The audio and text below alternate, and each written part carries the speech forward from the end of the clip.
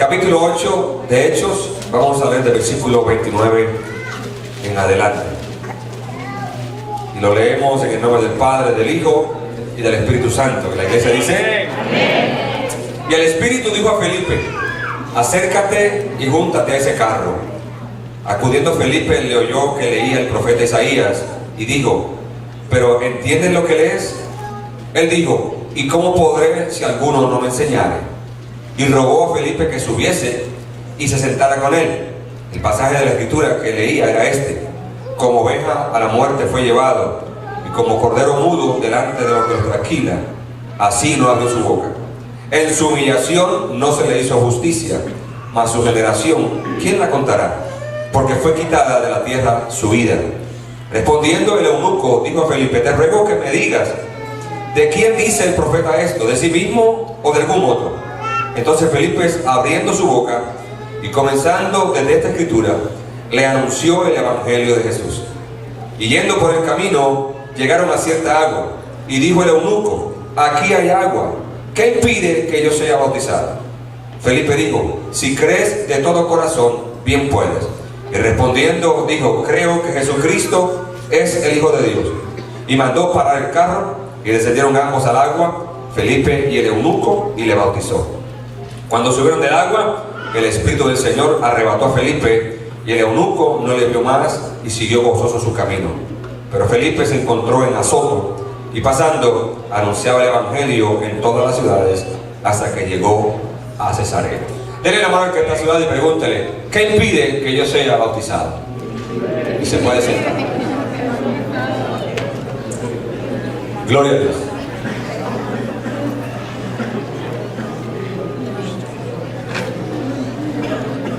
Yo quisiera que en esta mañana usted me regalara unos minutos de su tiempo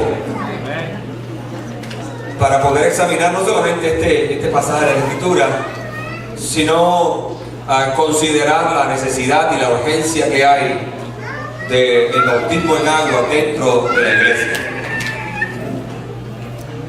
Muchas veces los pastores somos criticados por la falta de urgencia que se le da al bautismo dentro de las congregaciones.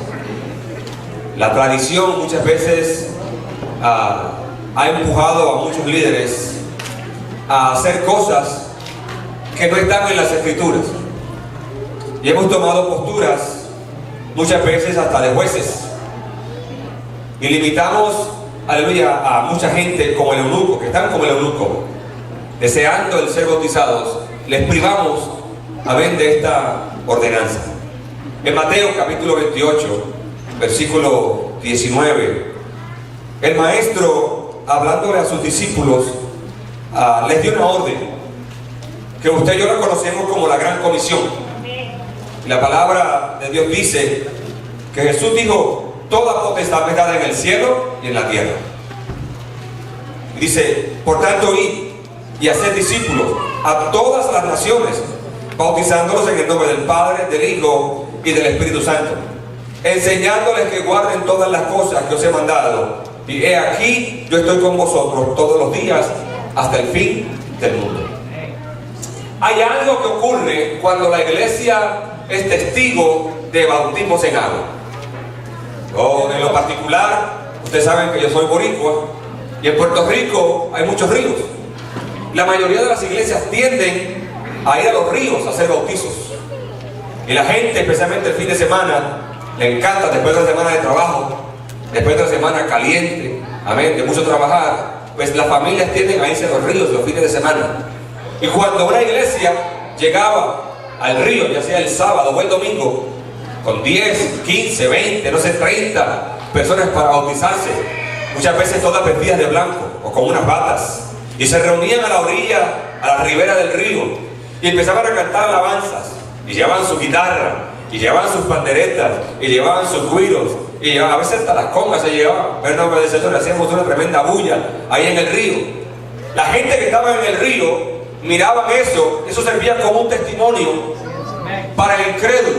Aleluya. Pero más que para el incrédulo, aleluya, el creyente es el que se goza y se beneficia muchas veces de ser testigo del bautismo en agua de personas que han venido a los pies de Cristo, personas que han muerto a la vieja vida, personas que han confesado a Cristo como Señor y Salvador y hoy están frente a las aguas, ya sea en el río, sea en el lago, o sea en un bautisterio, dentro de un templo, dentro de un edificio, y que antes de ser sumergidos en las aguas se les da una oportunidad para que ellos digan aleluya y den agradecimiento a Dios por lo que Dios ha hecho por ellos. Amén, aleluya. Hemos podido escuchar personas dar su testimonio de cómo Dios los sacó del alcoholismo, de cómo Dios los sacó de una vida adúltera, de una vida de fornicación, de una vida homosexual, de una vida lesbiana, de una vida promiscua, de una vida perdida, en el nombre del Señor, y cómo hoy, aleluya, están entrando a las aguas bautismales porque han hecho un compromiso con Cristo y quieren enterrar a ese viejo hombre y levantarse, aleluya, en una nueva vida. Amén.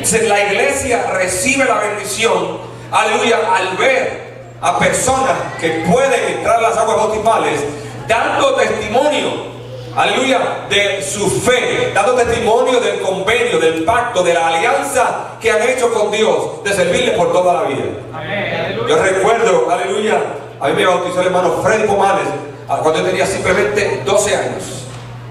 12 años, aleluya, y recuerdo vivamente el día, aleluya, en que eso ocurrió. Y recuerdo la bendición, porque muchas personas cuando salían de las aguas bautismales salían hablando en lengua, salían danzando, salían brincando. Había que detenerlos porque no solamente recibían la bendición del bautismo en agua, pero a la misma vez recibían el bautismo en el Espíritu Santo.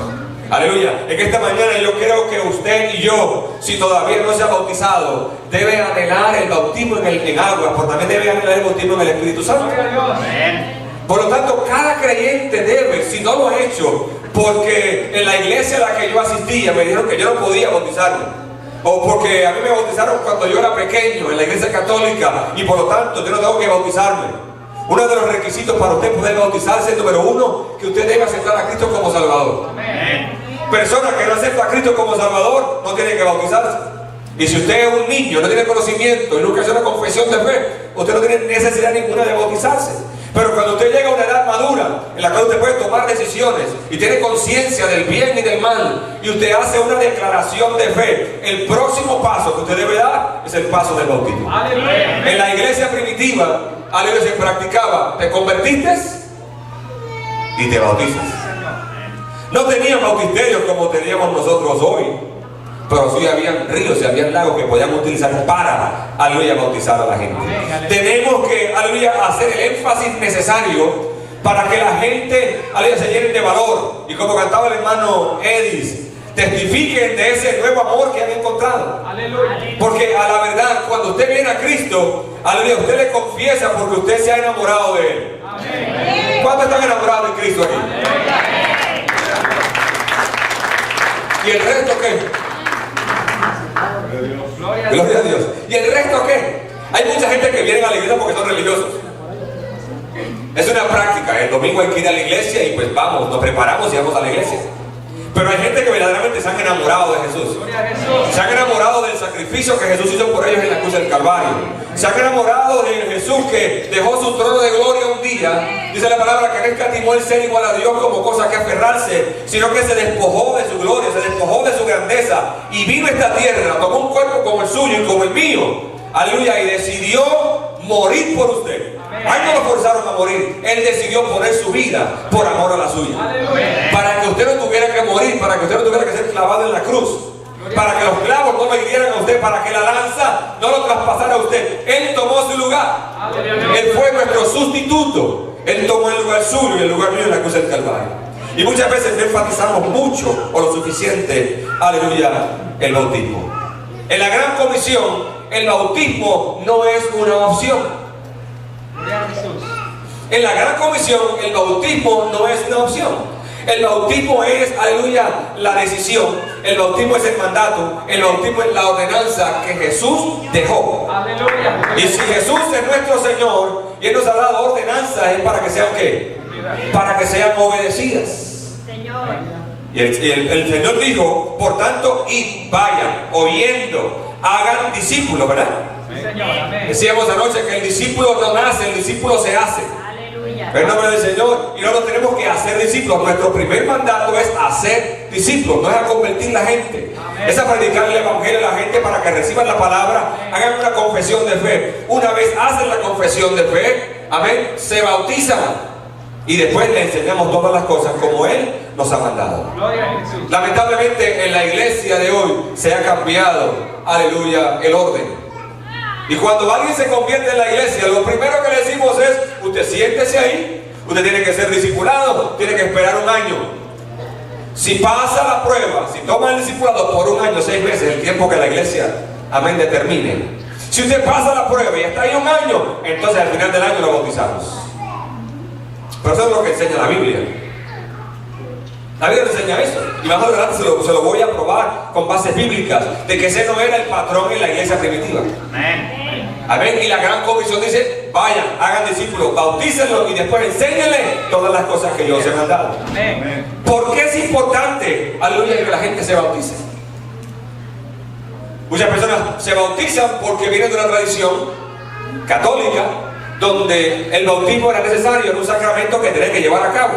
Y si no se bautizaba, no se podía casar. Y si no se bautizaba, no podía ser confirmado. Y si no se bautizaba, o sea, había un montón de cosas que tenían que hacer. Alguien tenía que obedecer para poder estar en gracia con la iglesia.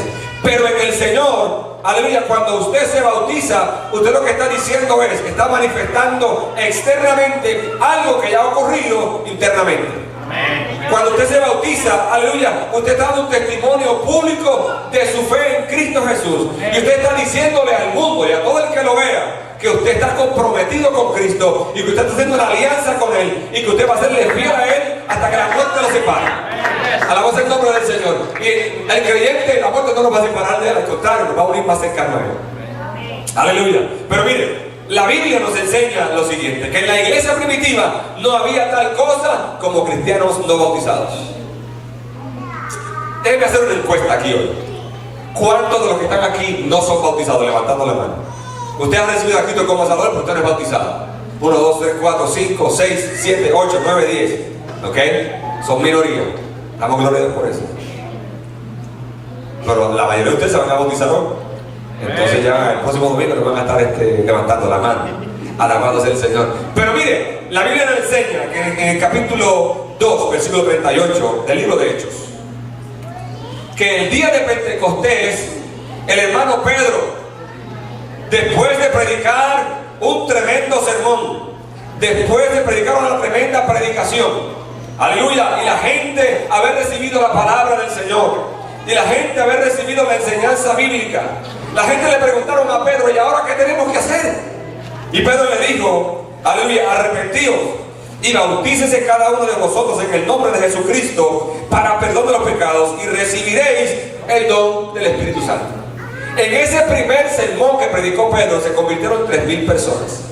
Y en el versículo 41, si no me equivoco, dice: así que los que recibieron la palabra fueron bautizados y se añadieron aquel día como 3,000 personas. 3,000 personas se convirtieron y 3,000 personas dígalo, 3,000 personas se convirtieron y 3,000 se bautizaron. O sea, no había, aleluya, un tiempo de espera, no había un tiempo de prueba, no había que ver si la conversión era sincera o no. Te convertiste, te bautizas. Número 2, en el capítulo 8, versículo 12 del mismo libro de Hechos. Hechos capítulo 8, versículo 12. Encontramos al hermano Felipe, por el nombre del Señor. Pero creyeron a Felipe, que anunciaba el evangelio del reino de Dios y el nombre de Jesucristo. Se bautizaban hombres y mujeres. Creyeron el evangelio que Felipe les predicaba y se bautizaron hombres y mujeres. La porción que leímos en el capítulo 8, versículo 38 del libro de Hechos, encontramos al eunuco, un oficial de Candace, un hombre etíope, que dice la palabra que era eunuco. Un eunuco era un hombre que era castrado, que lo tenían en los harenes, lo tenían, aleluya, en los cuartos, los reyes, las personas de autoridad, para que velaran por sus mujeres, porque si tenían hombres completos dentro de uno de esos harenes, le podían robar sus mujeres. Entonces los castraban. los afeminaban en el nombre del Señor, los limitaban para que no tuvieran el deseo sexual, aleluya, y cometieran actos vergonzosos con sus mujeres. Este hombre, este eunuco, en el capítulo 8, versículo 38, aleluya, dice que mandó a parar el carro después que Felipe le habló la palabra, después que Felipe le habló del Evangelio, después que Felipe le habló de Jesús, de quien hablaba el profeta Isaías, de aquel que iba a morir en la cruz del Calvario. Este hombre creyó a la palabra. Llegaron a un lugar donde había agua y dicen: ¿qué impide que yo sea bautizado? Amén. Gloria a Jesús. Mandó a parar el carro y tanto Felipe como el eunuco bajaron a las aguas y él fue bautizado. Creyó y fue bautizado. En el capítulo 9 del mismo libro de Hechos, en el versículo 18, encontramos al apóstol Pablo, que yendo camino a Damasco, un resplandor de luz se le apareció, cayó al suelo como ciego, lo metieron a la ciudad, estuvo 3 días ciego. Pero él vio en visión a un hombre llamado Ananías que venía, le ponía las manos sobre él, aleluya, él veía y oraba por él. Y también ese mismo Ananías, a los 3 días de Pedro, de Pablo, haber tenido esa experiencia, aleluya, oró por él y lo llevó también a las aguas, aleluya, bautismales. Capítulo 9, versículo 18. Dice de la siguiente manera, ¿tú tienes en la pantalla, verdad que sí? Y al momento le cayeron de los ojos como escamas y recibió al instante la vista y levantándose fue bautizado. En el capítulo 10, versículos 47 y 48 del mismo libro de Hechos, encontramos a Cornelio y el patrón sigue, para no cansarse, el patrón sigue. En el capítulo, aleluya, 16 y versículo 15 del mismo libro de Hechos, encontramos, aleluya, a Lidia y a toda su casa siendo bautizada. En el capítulo 16 y el versículo 33 del mismo libro de Hechos, encontramos al carcelero de Filipo y a toda su familia que fueron, aleluya, bautizados. En la iglesia primitiva no había tal cosa como creyente no bautizado. Todos los creyentes en la iglesia primitiva eran gente que habían descendido a las aguas, que habían enterrado al viejo hombre y que habían resucitado a una novedad de vida, como dice Romanos capítulo 6, versículo 4. Entonces, ¿por qué la iglesia hoy, aleluya, limita a la gente de ser bautizada? ¿Por qué actuamos muchas veces, aleluya, de una manera completamente incorrecta lo que la palabra de Dios nos enseña? ¿Por qué fue tan bendecida la iglesia primitiva? Porque esta gente estaban apasionados por Jesús. Esta gente estaban, aleluya, enamorados del Cristo que había muerto en la cruz del Calvario y que les había dicho: aleluya, ustedes van a ir y van a predicar el Evangelio y me van a hacer testigos en Samaria, en Judea, hasta lo último de la tierra. Y esta gente tomaron la gran comisión a pecho, como decimos en Puerto Rico, y salieron a predicar el Evangelio y a ser discípulos. Amén. En la iglesia hoy tenemos muchos creyentes, pero muy pocos discípulos. Aleluya. No en esta iglesia, aquí son todos discípulos. Digan amén. Amén. Eso pasa en otras iglesias, en el nombre del Señor. Pero hay muchos creyentes y muy pocos discípulos. El discípulo aprende de su maestro e imita a su maestro. Amén. Yo le he dicho varias veces que en la iglesia en la que yo me crié cantábamos himnos del himnario de gloria. Y uno de mis favoritos era el 111. Quiero seguir las pisadas del maestro. Quiero ir en pos de mi rey y señor, ir moderando por él mi carácter. Si todo creyente asumiera esa responsabilidad de hacer a Jesús el modelo y no el pastor, de hacer de Jesús el modelo y no al evangelista, de hacer a Jesús el modelo y no al misionero. Sí, Pablo dijo: sed imitadores de mí, así como yo lo soy de Cristo. Y tenemos que ser modelos nosotros. Tenemos a gente que se pueden imitar, pero el primero que tenemos que imitar es a quién? Es a Cristo Jesús. Y el mismo Jesús fue a las aguas bautismales, y cuando Juan lo ve, le dice: no, yo no te bautizo, tú debes bautizarme a mí. ¿Qué le dijo Jesús? Deja, porque es necesario que hagamos toda justicia. Él nos dio el ejemplo de ser, aleluya, bautizado.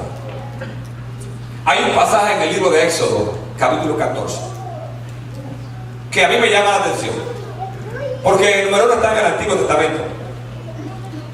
Y en el Antiguo Testamento usted dirá: pastor, no habla nada de bautismo. Eso de bautismo está acá en el Nuevo Testamento. Y en la época de la gracia, en la dispensación de la gracia. Pero en el capítulo 14 del libro de Éxodo está la historia cuando el pueblo de Israel sale de Egipto. Amén, aleluya. Después que Moisés, Dios lo usa para hacer grandes señales. Y Dios lo usa para manifestar las plagas y para a través de ellas manifestar el poder de Dios. Y mostrarle al faraón que el Dios de los judíos era el verdadero Dios. Y de cómo, aleluya, el Dios de Moisés aplastó a los dioses de Egipto y cómo los avergonzó.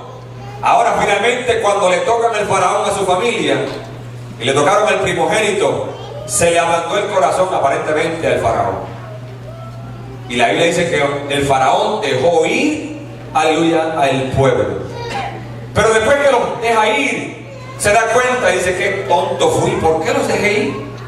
Y en el capítulo 14 del libro de Éxodo encontramos la historia de cómo el faraón, aleluya, se da cuenta del error que ha cometido y decide ir detrás de los israelitas al desierto para matarlos. Y Dios permitió que el pueblo estuviese frente al Mar Rojo, que estuviesen en cierta manera entre la espada y la pared. No había salida por ningún lado. No podían meterse al agua y no podían regresar porque venía el faraón con todo su ejército dispuestos, aleluya, a matarlo, con 600 carros, aleluya, y 600 jinetes expertos y un montón de gente que venían para matar especialmente al pueblo de Dios. Los judíos, como de costumbre, cada vez que se encontraban en una situación difícil, alguien se quejaban en contra de Dios y le dijeron a Moisés: Moisés, ¿por qué nos trajiste aquí para morir en este desierto? No había sepulcros en Egipto en cuanto pudieran enterrar. ¿Por qué nos traes aquí? Y Moisés clama a Dios y Dios le dice: ¿qué tienes en tu mano? Extiende tu mano, toca las aguas, porque vas a ver lo que yo voy a hacer. Moisés obedece a Dios, toca las aguas se dividen y el pueblo comienza a caminar en medio del mar. Y el faraón logra llegar hasta donde estaba cerca del pueblo. Dice la palabra que el ángel de Jehová que estaba delante de ellos se puso a la retaguardia entre Israel, aleluya, y los egipcios. Y era para Israel luz y era para Egipto, para el ejército de faraón, tinieblas. Y no pudieron alcanzarse en todo el tiempo. El pueblo cruza el Mar Rojo en seco. Y Dios le dice a Moisés que ordene que toque las aguas y las aguas comienzan a cerrarse. Ustedes pueden imaginarse esa escena. Un pueblo de aproximadamente 3 millones de personas caminando en medio del mar, cruzando un mar en seco, un ejército detrás persiguiéndole, aleluya, y entre ellos el ángel de Jehová protegiendo. La palabra dice que el ángel de Jehová acampa. Caerán a tu lado 1000 y 10.000 a tu diestra, mas a ti no llegarán. Ninguna arma forjada contra ti prosperará. Él va a aderezar mesa delante de ti en presencia de tus angustiadores. Él va a ungir tu cabeza con aceite. Dios no va a permitir. La hermana Carmen leyó temprano hoy, porque mis pensamientos para ti son pensamientos de paz, para darte el bien que esperas, en el nombre del Señor. Dios quiere bendecirte, Dios quiere llenarte de gracia, Él quiere darte su favor. Tienes que creer en Él. Y los egipcios cercanos a Israel, pero no podían tocarlo. Cuenta la palabra y cuenta la historia que Moisés toca las aguas y las aguas comienzan a cerrarse. Israel caminando hacia allá en seco y los egipcios ahogándose, aleluya, detrás del pueblo. Y usted dirá: pastor, ¿qué tiene eso que ver con bautismo? Bueno, vamos al primer libro de Corintios, en el capítulo 10. Porque la palabra aquí, el apóstol Pablo, inspirado por el Espíritu, dice lo siguiente: porque no quiero, hermanos, que ignoréis que nuestros padres todos estuvieron bajo la nube y todos pasaron el mar. Y todos en Moisés fueron, ¿qué dice? Todos en Moisés fueron bautizados en la nube y en el mar. Entonces, la pasada, el cruce de los israelitas del Mar Rojo, ahora el Espíritu Santo a través del apóstol Pablo dice que fue el bautismo para el pueblo de Israel. Y mire, si vamos a lo espiritual, encontramos que, aleluya, el faraón tipificaba al enemigo. Faraón tipifica al diablo. Egipto es tipo del mundo. Aleluya, el Mar Rojo, ¿verdad? Son las aguas, pero Moisés entonces tipifica ¿a quién? A Jesús, que fue el que vino ¿para qué? Para liberar, para libertar al pueblo y sacarlo del mundo, sacarlo de Egipto, sacarlo de la perversión, sacarlo del pecado, para llevarlos ¿a dónde? A la tierra prometida. El problema que tenemos en la iglesia hoy es que la gente ha salido del mundo, han salido de Egipto, han cruzado por el desierto viento, aleluya, y el enemigo de ellos viene detrás de ellos y llegan delante del mar y no pueden cruzarlo. Y entonces el enemigo está ahí a punto de ¿qué? De agarrarlos. Y el enemigo está constantemente, aleluya, persiguiéndolo. Pero cuando la gente entra a las aguas y el enemigo entra detrás de ellos, ¿sabe qué pasa? El Dios del cielo, el Dios todopoderoso, ahoga a tu enemigo en el agua. Amén, así es. Usted no me entendió lo que le dije. Aleluya. Gloria a Jesús. Cuando usted entra a las aguas bautismales, usted mata, aleluya, a su enemigo, mata al que le persigue, usted lo deja enterrado en las aguas y usted sale a disfrutar el bien de la tierra y usted sale a disfrutar las bendiciones de Dios para su vida.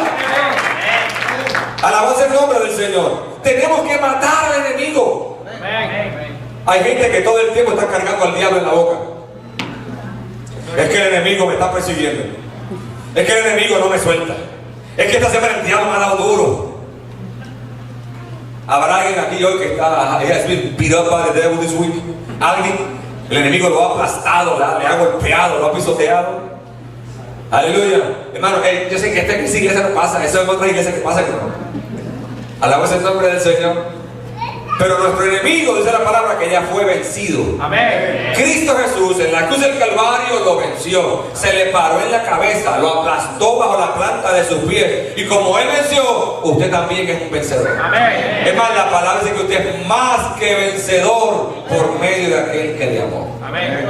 Y Aleluya. lamentablemente en muchos círculos cristianos, aleluya, mucha gente todavía siguen siendo perseguidos por su enemigo, porque no han entrado, aleluya, a las aguas, no se han metido, aleluya, al agua para que el enemigo de ellos muera, cualquiera sea su enemigo, cualquiera sea el gigante que le esté persiguiendo. Puede ser una vida de adulterio, puede ser una vida de fornicación, puede ser la pornografía, puede ser el homosexualismo, puede ser el alcoholismo, puede ser, hermano, un montón de cosas.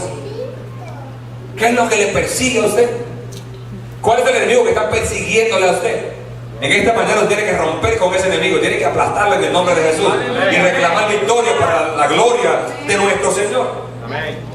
Cuando usted recibe a Cristo, o sea, cuando usted sale de Egipto y usted recibe a Cristo, dice la palabra que usted muere al pecado. Amén. Y yo no sé de ustedes, pero cuando Lázaro estaba enterrado en la tumba y Jesús fue a verlo, ¿qué fue lo que le dijo María o Marta? ¿Qué fue lo que le dijo? Maestro, ¿ya qué? Apesta, huele mal. Nosotros decimos Puerto Rico, ya apesta.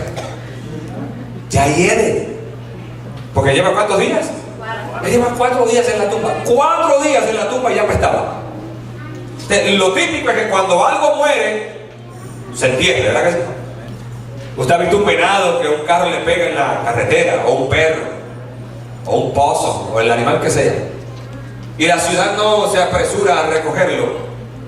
Con el caliente, con la temperatura, con la situación ambiental, ese animal comienza ¿qué? A inflarse. Y llega un momento que si no lo sacan de ahí, explota, revienta. Porque algo muerto hay que enterrarlo. Entonces, cuando usted viene a Cristo y usted le recibe y usted muere el pecado, usted debe enterrar ese cuerpo. Aleluya. ¿Dónde lo entierra? Vamos a ver qué dice la Biblia. Romanos capítulo 6. Versículo 4. Romanos capítulo 6, versículo 4. Leamos desde el primero. Leamos del primero. ¿Qué pues diremos? ¿Perseveraremos en el pecado para que la gracia abunde? En ninguna manera, porque los que hemos muerto al pecado, ¿cómo viviremos aún en él? ¿O no saben que todos los que hemos sido bautizados en Cristo Jesús, hemos sido bautizados en su muerte? Porque somos sepultados juntamente con Él para muerte por el bautismo. Somos sepultados juntamente con Él para muerte por el bautismo, a fin de que como Cristo resucitó de los muertos por la gloria del Padre, así también nosotros andemos en vida nueva. Gloria a Dios. Entonces, aleluya, es importante el que usted se bautice, porque al ir a las aguas bautismales, usted entierra ese viejo hombre, usted entierra esa vieja naturaleza, usted entierra ese cuerpo muerto, en el nombre del Señor. Y no solamente lo deja ahí, sino que también que cuando sale de las aguas, usted resucita a una vida nueva. Yo le estoy diciendo que si usted se bautiza, y sale de las aguas, usted no se va a enojar. Yo le estoy diciendo la bendición que tiene, que dejó el cuerpo muerto ¿dónde? En el agua. Su enemigo se quedó ¿dónde? En el agua. Y usted comienza una vida nueva. Tal vez usted entienda la expresión más común y más popular. El borrón. Borrón y cuenta nueva. Una segunda oportunidad. ¿Cuántos aquí compraban fiado? A ver, ¿cuántos compraban fiado en su tierra? Usted iba en el carrito y doña Pancha o doña Petra, el que fuese, ¿verdad? Es que necesito 2 kilos de tortillas, pero no tengo para comprar. Está seca el manantial. No se apure, usted agárrelo, lléveselo. La semana que viene paga. Se llevó sus 2 kilos de tortillas. El próximo día va a buscar 1 litro de leche. Y ahí le anotaban. Y le seguían anotando, independientemente de si había un límite o no había límite. ¿Cómo esta gente de crédito, verdad? Santo, tenga cuidado con esas. Pero llegaba un momento que usted tenía dinero para pagar lo que debía. Y usted iba donde el dueño de ese negocio, le pagaba. ¿Y qué hacía él? Si era buena gente y buen negociante y era justo, le tachaba, le borraba lo que usted debía. O sea, su cuenta quedaba en ¿qué? Quedaba en cero. Usted podía empezar de vuelta ¿a qué? A comprar fiado. Amén. A tomar a crédito. ¿Por qué? Porque Dios te estaba que pagando la cuenta. Eso es lo que hace Dios. Él perdona tu pecado y no te dice, te voy a dejar en blanco para que empieces a pecar otra vez. No, te dice, te voy a perdonar tu pecado y te voy a dar una oportunidad para que entres a una vida nueva. El creyente no practica y no planea el pecar. Aleluya. Gloria a Jesús. Dice la palabra, ay de los que en sus camas planean iniquidad. Y cuando llega la mañana lo llevan a cabo porque tienen en su mano el poder. Ay de esos. Y cuando hay un ay en la Biblia habla de juicio. El creyente no practica el pecar. Si fracasamos, si cometemos un error, si somos engañados o fallamos de alguna manera, ¿qué tenemos que hacer? Tenemos que acudir a quién? Acudir al Señor y confesar nuestro pecado, porque es la palabra en 1 Juan capítulo 1 versículo 9, que si confesamos nuestros pecados, Él es fiel y justo para perdonar mis pecados y limpiarme de toda maldad. En el capítulo 2 versículo 1 del mismo libro de Juan dice la palabra, hijitos míos, si alguno ha pecado, abogado tenemos para con el Padre. ¿A quién? Al pastor Eliú Maldonado. A Jesucristo el justo. Porque el Dios que usted y yo le servimos es justo. Dice la palabra que Él es galardonador de aquellos que le buscan. Entonces lo que tenemos que hacer es enterrar ese viejo hombre. Voy a culminar con 5 verdades acerca del bautismo.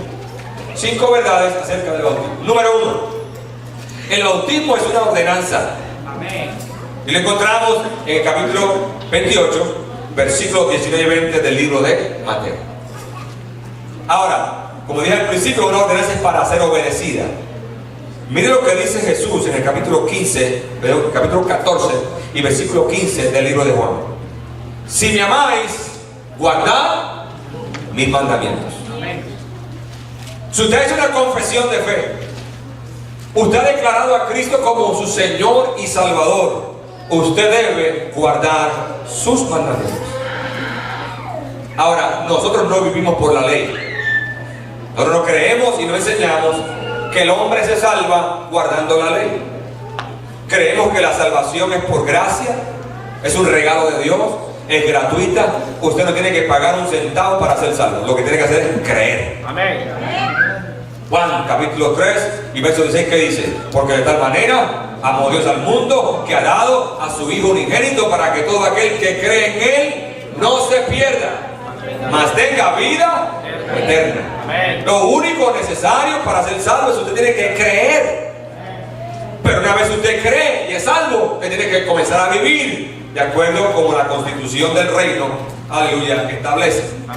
Y esta es nuestra constitución. Amén. Juan capítulo 15 versículo 14 dice: sois mis amigos si hacéis lo que os mando. O sea, usted no puede ser un creyente rebelde. Usted no puede ser un creyente desobediente. Hello. Hoy eso se quedaron, no vinieron hoy. Amén. Porque usted manifiesta que usted ama a Dios cuando usted obedece sus mandamientos y usted guarda las cosas que Él os ha mandado. Así es. Mateo 28 dice, enseñándoles que guarden todas las cosas, así como yo os he mandado. Número 2, el bautismo es testimonio de una vida nueva.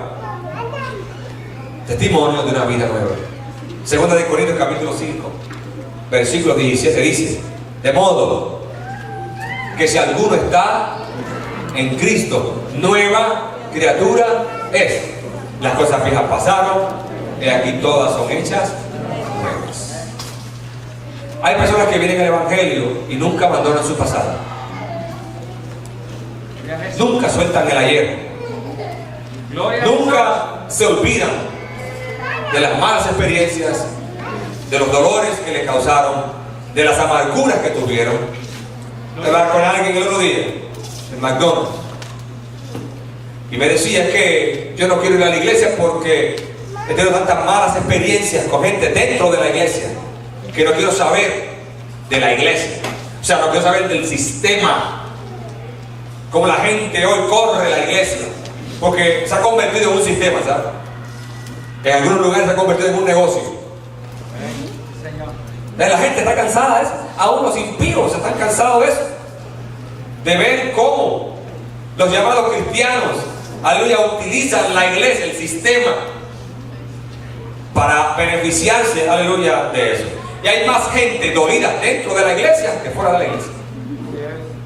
Hay gente dentro de la iglesia llevando cargas tan pesadas que ellos no pueden llevarlas. Cuando la palabra nos dice que somos libres, que Cristo nos ha hecho libres. Romanos capítulo 12, versículo 1, si no me equivoco, dice que nos despojemos de todo peso de pecado que nos asedia y que corramos con paciencia la carrera que tenemos por delante. Usted no puede hacer nada por ayer. ¿Qué puede hacer por ayer? Nada. Despójese de eso. Perdona al que tenga que perdonar. Y enamórese de Jesús y de su gracia y de su favor. Y para adelante en el nombre de Jesús. Gente que vive con falta de perdón no pueden perdonar lo que le hemos ofendido. ¿Qué dice la Biblia? En Juan capítulo 14, si no me equivoco, 6:14. Que si tú no perdonas a los hombres sus ofensas, Dios no va a perdonar tus ofensas. Gloria a Dios. Yo creo que el perdón es una de las fuerzas más poderosas del universo. Santo Jesús. Porque aleluya, mucha gente por ahí enseña y dice que usted perdona cuando olvida la ofensa. Pero hemos aprendido aquí que eso es una mentira. Amén. Un solo amén. Hemos aprendido aquí que eso es una mentira. Amén. Usted sabe que ha perdonado a alguien que le ha ofendido cuando usted puede ver a ese alguien y usted se acuerda de la ofensa, pero no se molesta, no se enoja, no se irrita. Y le puede dar la mano, y le puede saludar, y lo puede abrazar, y lo puede bendecir, y usted no se molesta. Se recuerda de la ofensa, pero mire, está cubierto con la sangre, está puesta a un lado, y usted está enamorado del Señor. Por lo tanto, usted actúa como Él, usted actúa como Jesús. Ese es el verdadero perdón. La gente que hoy todavía no pueden perdonar, llevan años en el Evangelio y todavía están enojados con mami, están enojados con papi. Aleluya, aleluya. Y sí, hay situaciones que son difíciles para mucha gente perdonarlas, pero cuando usted tenga un encuentro verdadero con Jesucristo, va a poder soltar esas cosas y va a poder perdonar. Sí, gloria a Jesús. Número 3 es una declaración de nuestra alianza con Cristo. Mateo capítulo 12, versículo 30. Jesucristo dijo en el capítulo 12, versículo 30 lo siguiente: el que no es conmigo, contra mí es, y el que conmigo no recoge, desparrama. Hemos formado una alianza con el Señor. Hemos hecho un pacto con Él. Hemos hecho un convenio. Tenemos un contrato. Dios es un Dios de pactos. Y saben una cosa, muchas veces cuando usted no hace la parte suya del pacto, Dios sigue haciendo la de él. Amén. Porque Dios es un Dios justo. Número 4, aleluya, indica nuestro compromiso con Jesucristo. Romanos capítulo 6, versículo 4 lo leí. Y como último, es un acto de obediencia. Mateo capítulo 3, versículo 15. El mismo Jesús, aleluya, se sometió aleluya, al bautismo. Cuando Juan le dice, yo tengo que ser bautizado por ti y tú vienes a mí, Jesús le dijo lo siguiente. Pero Jesús le respondió, deja ahora, porque así conviene que cumplamos toda justicia. Entonces le dejó.